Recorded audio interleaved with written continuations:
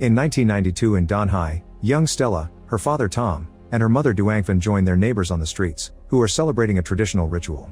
Legend says that once upon a time there was a ring that could bring prosperity and abundance, but those who stole it were overtaken by greed. Those men fought for the ring and it broke into pieces. A demoness then appeared and killed those men before putting a famine curse on the village. Now the locals perform this ritual every year, hoping one day the demoness will forgive them and bring abundance again. The group sets up a bunch of meat dolls at the forest's edge and begins praying. When they hear roaring, they look down out of respect. Once the ritual is done, everyone goes home, but Stella notices her uncle Jamboon staying near the forest. That night Stella wakes up when she hears a noise and sees Tom sneaking out of the house. He enters the forest with his gun out and notices the pieces of meat dolls hanging on the trees. Eventually he encounters the demoness devouring the meat and she growls at him before disappearing. A terrified Tom hears another noise and slowly turns around, only to find Stella. After Tom confirms he came looking for the demoness and the ring, they hear another creepy noise, so they start moving toward a bright light, but they freeze when they hear more roaring. Noticing a shack nearby, Tom orders Stella to hide there and gives her a radio, telling her to call and say certain code if something happens to him. Then Tom approaches the light alone and finds the mythical ring floating in the air. He activates his mysterious bracelet and the ring starts coming down, but at the moment the demoness appears. The bracelet starts failing and the ring goes up again, glowing so much brighter that it scares the demoness off. Suddenly the ring shoots a huge beam of light that reaches the sky, which Jamboon sees from his house. Stella also sees the light and runs out to find Tom, but he's disappeared. She stares at the floating ring as the light disappears too and something falls from a tree nearby. When Stella checks on it, she's horrified to find a dead body. More human pieces begin to fall around her, so she rushes to hide in the shack and calls for help. When a body falls through the shack's roof, a terrified Stella rushes out and begins running again, dodging the bodies without noticing they're falling from a mysterious light in the sky. When she leaves the forest she finds a car waiting. In 2023 in Bangkok, a recently divorced Stella is in charge of a museum space exhibition. However, after a mistake that was actually her boss's fault, she gets fired. That night Stella tells her daughter Valen that they aren't going home because it was a work benefit, so she's looking for a place to spend the night. At that moment she receives a call from her Donghai informing her that her mother is sick, so Stella agrees to visit. The plane tickets are paid by her cousin Ithi, who also picks them up at the airport. As they come closer to the village, Stella remembers the morning after the incident. Duangfen and Jamboon tried to tell her that Tom abandoned them, but Stella insisted she saw bodies falling and that her dad may have been taken. Jamboon scolded her and said she dreamed everything. In the present, Stella visits Duangfen at the hospital. The old lady mentions Tom's code, saying it's time for Stella to find her dad. However, Stella thinks it's the fever talk. Afterwards Stella goes to her old house and discovers Jamboon is so desperate to buy it that he offers much more money than it's actually worth. Stella refuses and decides to live here for now to stay close to her sick mother. She also notices that Jamboon's son Kong looks exactly like the last time she saw him. He even looks younger than her even though he's older. Later Stella teaches Valen that they must always take care of themselves, which makes her remember how the kids in her village used to mock her for being half white. When the kids insulted her mother, little Stella would fight them. The kids ran away when they noticed Kong watching them, confirming he looked the same back then. Every day Stella tried saying the code on the radio, but she never got an answer. In the present, Stella tries the code on the radio again to no avail. In the middle of the night a voice on the radio wakes Stella up. It's Tom, who thinks he's talking to Duangfen and says that if she has the bracelet, she must take it to certain coordinates. Stella starts writing everything down while trying to talk to him, but it turns out to be a recording that soon ends. The next morning Stella asks her mother about this. Duangfen explains she's been in contact with Tom since Stella left for college, but only once a year. Tom said that 1 year on Earth is equivalent to 1 minute in the spacetime where he is. He wanted Duangfen to collect the ring using the bracelet and activate something called Tekli Genesis in the basement of an abandoned military facility. Then she would have to enter the coordinates to make him come back. This confirms Stella's incident was real and she promises to rescue her father. Afterwards Stella and Ithi ask Kong to steal Jumbo's bracelet, which matches Tom's. At first Kong refuses because he doesn't want to get in trouble, so Stella starts pointing out all the mysteries in the village. Only Jumbo is allowed to enter the forest, and he hasn't aged either. Desperate for answers, Kong agrees to help. That night Kong waits until Jumbo is deeply asleep and takes the bracelet plus the gun next to it. Then he, Ithi, and Stella enter the forest, unaware that various circles of light have appeared in the area. While the trio explores the woods, Stella gets a call from Valen who is waiting in the car. She thinks she saw someone nearby, but Stella says it was just a shadow. However, a woman can be seen waiting and Valen tries to hide. Soon the group finds the floating ring, glowing as usual. Stella puts on the bracelet and the ring immediately transforms into a sphere before it starts to go down. At that moment the woman Valen saw appears behind them and begins glowing too as it shows her demonic form. When the sphere lands on Stella's hand it expels a big shockwave that makes the creature disappear. Then the trio tries to run away, only to find the demoness in her full monster form. Kong immediately shoots her, triggering a flashback of a school shooting and his body falling through the sky. This makes him collapse, so the others put the gun away and help him get in the car. The demoness tries coming after them, but the wound makes her slow. As the group drives away, they notice Jumbo arriving in his own car. Later at the abandoned military base, the group breaks the door open and rushes to the basement, not noticing the weird energy at the door. When Kong turns on the power, they discover a huge machine. Stella says the code into the radio before putting the bracelet in the control board, which activates a small hologram that connects them to Tom. He's shocked to hear it's been 30 years for them and apologizes for disappearing. Tom explains he's a CIA agent on a mission to return a device from the Teklee Genesis project. The night of the incident, the device malfunctioned and sent him to an abandoned space station created by an advanced alien civilization. For him it's only been 30 minutes, however the station doesn't have much oxygen or fuel left. He wants Stella to call the code for help, but she explains nobody has answered since the incident. She wants to go find him using the device, however he says it isn't easy. The hologram suddenly transforms as Tom explains Teklee Genesis is a project that the American military started after finding some alien technology. They tested it on military facilities all over the world and their goal was to find a way to travel faster than light. The alien tech was divided and rebuilt into the bracelet and the sphere, which control the warping process. Stella puts on the bracelet and sends the sphere to join the hologram as Tom explains the sphere is made of 5 rings. They control gravity, communication, time, galactic latitude and longitude. This means the bracelet can be used to time travel anywhere in the universe. Unfortunately, the gravity and time rings were broken and lost during the trip. They need to find those rings and fix the device if they want to bring Tom back. The gravity ring is in Banqiang 5,000 years before Christ, while the parts of the time ring are 200 years in the future. They can get there because even if the sphere is broken, it'll always follow its missing parts, but they mustn't deviate from those destinations until the device is fixed. The warping process will take everything in a 5-meter radius, meaning they must always find an empty area to travel. The basement is big enough so the group stands under the sphere, which Stella activates using the bracelet. The sphere glows and in just 1 second they've traveled to the past. The group notices the parts of the ring floating above a bunch of tents before they see a few people approaching. At first they think it's cavemen, but a closer look reveals they're zombies. The group immediately starts running toward the tents yelling for help, only to crash against a force field caused by the ring. It isn't until Stella passes through with the sphere that it opens for the others, and the zombies are left outside. The natives treat the group as deities and immediately start worshipping them. Noticing the state of the Banqiang tribe, Ithi theorizes that since they're caught inside the force field, they have almost no food left.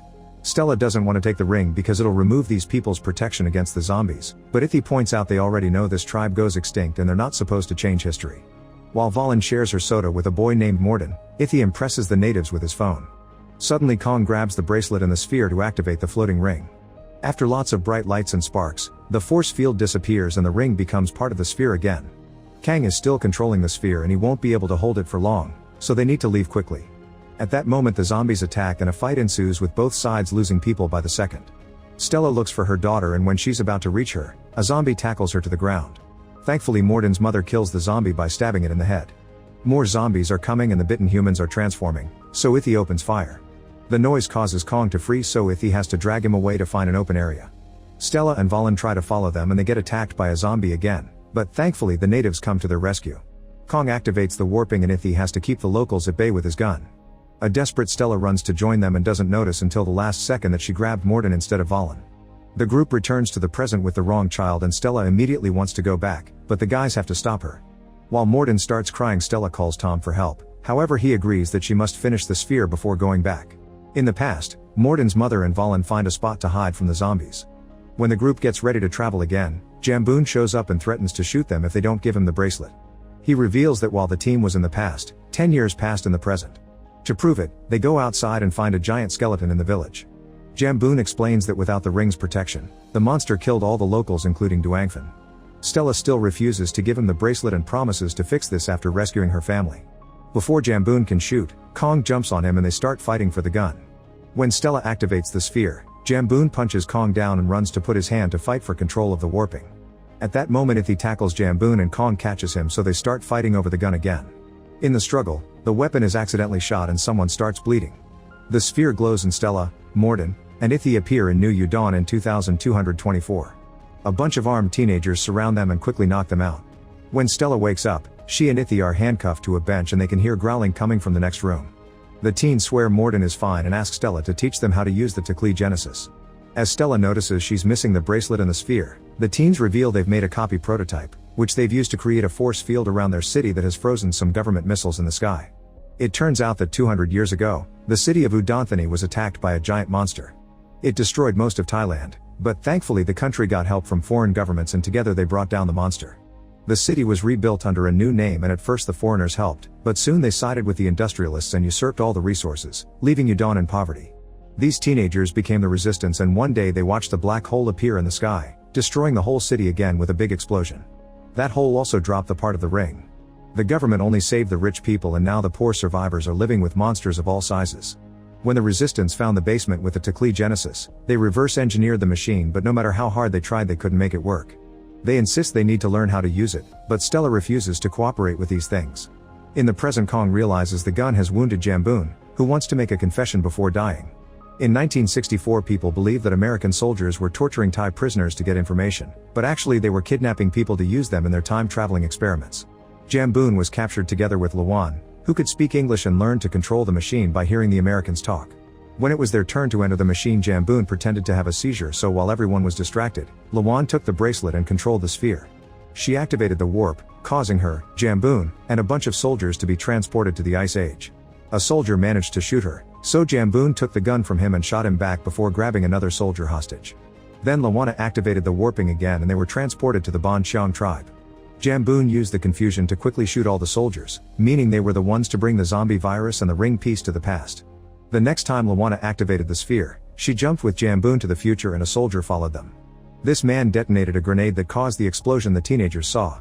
Their final jump was to Donghai in 1969 and Jamboon used the remaining rings to heal Lawana. However, her body didn't take the power well and she transformed until she became the demoness.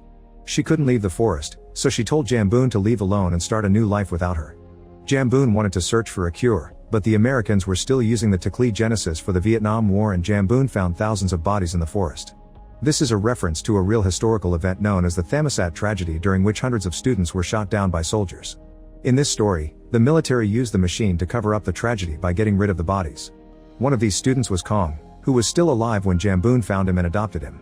In the present, Jamboon explains he stayed in Donghai to protect Kong and the sphere in the forest. As his last wish, he asks Kong to take him to the woods to see Lawan. In the future, Valen and Morden's mother are shocked to wake up inside a theater. When they try to leave, the building starts shaking and they see a giant monster outside the window. Meanwhile, Stella agrees to teach the teens how to use the sphere, but warns them that this will make the force field disappear. They bring a monster inside a cage and practice by sending it to the prehistoric era. This makes the force field go away and the missiles begin exploding in the sky. Soon they bring the cage back, but it's empty. The monster appears nearby and immediately attacks a girl, so the others open fire. However, now the creature can teleport at will and keeps appearing in different spots in the room to attack more people. Everyone starts running away, but they can't go outside because the missiles are releasing toxic gas, which is already affecting the guards. Soon the monster is cornering people against walls and doors to eat them. Stella takes the sphere and the bracelet back and realizes it's malfunctioning because instead of reabsorbing the final ring, the teens completed the sphere with their copy. At that moment the monster appears in front of them, so Ithi pulls at its tail to distract it. Then Stella activates the warping at the same time the rebels shoot, which causes a small explosion that finally kills the beast. Afterward they discover that one of their guards has died of the gas. Stella wants the teens to come with her, but they want to stay and fight. They also reveal that every time they use the machine it caused a causality breakdown, that's why they don't age. The machine made random beings jump through space and time, which explains why many of the monsters are dinosaurs. This also explains why Morden's mom and Valen are in the future, although they've arrived at the moment before the United Foreign Forces launch their attack. The mother has a wound on her leg and can barely move, so Vale looks for medicine to help her. The teenagers tell Stella that the aliens' invention destroyed their own civilization, which happened before the existence of this universe. Then Stella is given a new time ring, which has been improved from the original. It should be able to rearrange the timeline and fix all the ripples caused by time travel. Stella and Morden get ready to leave, but Ithi announces he's staying so the teens can have an adult who guides them. In the meantime, Valen and the lady discover that there's a zombie in the building with them. Valen very carefully closes the door to keep him out of their room. Unfortunately, there's a second zombie in the adjacent office, so once again Valen has to move quietly to close that door too. In the present, Stella and Morden find Kong alone. After they share what happened, they finish building the sphere and agree to reset the timeline. However, when Kong uses the sphere, he takes the group to the day of the Thammasat tragedy, hoping to change the past. The students are going home, but they stop to hug Kong when they see him. At that moment the soldiers appear and open fire, so everyone rushes to hide. As many students begin to fall dead, the sound of the shots and the screaming makes Kong finally remember the moment of his own death. The group keeps running and finds a door covered with the sphere's energy. To their shock, they can see Valen and Morden's mom on the other side. The energy suddenly sweeps the corridor before disappearing, and the sight of the future goes away too. At that moment, the soldiers finish killing all the students and Stella has to hold back Kong to stop him from interfering. When a soldier is about to shoot him too, Kong uses the sphere to send them back to the beginning of the tragedy. Stella scolds him, explaining each use further distorts the timeline, but Kong ignores her and tells all the students to hide. As the group runs down the corridor, the weird energy appears on the door again. The soldiers open fire, and when the bullets cross that door, they're transported to the future. Ithy also hears a radio voice talking about the tragedy, proving the timelines are colliding with each other. Nearby, a boy appears laughing, and the group in the past can hear him as well. At that moment, the government ships open fire in the future and the bullets travel to the past too, bringing down the soldiers and destroying all the objects in the corridor. Ithy takes a missile launcher and shoots down one of the ships, causing it to appear in the past. The ship hovers for a few seconds before crashing against the black hole, closing it with the resulting explosion. In the end, tons of students and soldiers die anyway. Kong finally accepts he can't change the past and gives Stella the bracelet, saying he'll stay there where he's always belonged. He also takes the camera roll from a dead student and asks Stella to share the truth of what happened. 2 soldiers appear to keep on fighting, so Kong runs to distract them while Stella and Morden teleport. Meanwhile, the zombie grabs Valen and Morden's mother jumps in to save her. As she fights the creature on top of the desk, the noise gets the attention of the other zombie, who also joins the fight. The mother is overwhelmed and the zombies bite her at the same time. At that moment, Stella and Morden appear in the building, and Stella discovers a bullet has wounded her. She calls for Valen and the girl runs to her, but when Morden calls for his mom, he discovers she's become a zombie. He cries as he realizes he must leave with Stella, who activates the sphere again to leave with the kids right before the missiles strike the city. In the present, the trio appears in the military facility and all the rings come apart. Stella is too weak to move, so she gives the bracelet to the kids to finish the job. Suddenly the door opens and the demoness appears. Morden rushes to grab a metal bar to distract her while Valen uses the machine to call Tom, who tells her what buttons to press. As the machine restarts, the rings come back together to reform the sphere. It starts glowing and so does the demoness, screeching in pain as her body disintegrates. A huge amount of energy appears on top of the facility, slowly fixing the timeline. Stella closes her eyes before a very bright explosion of light takes over the area.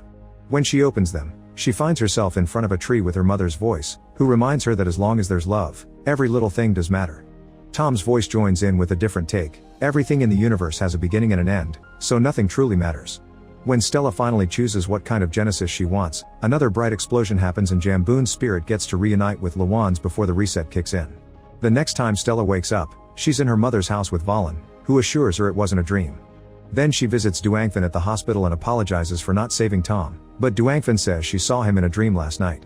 Soon she gets better and the whole family lives together in the old house, including Morden, who has been adopted. Later, when she's alone, Stella reveals she still has the sphere and wonders if she could reunite with Ithy. Make sure to subscribe and turn on notifications so you can watch more videos like this. Thanks for watching.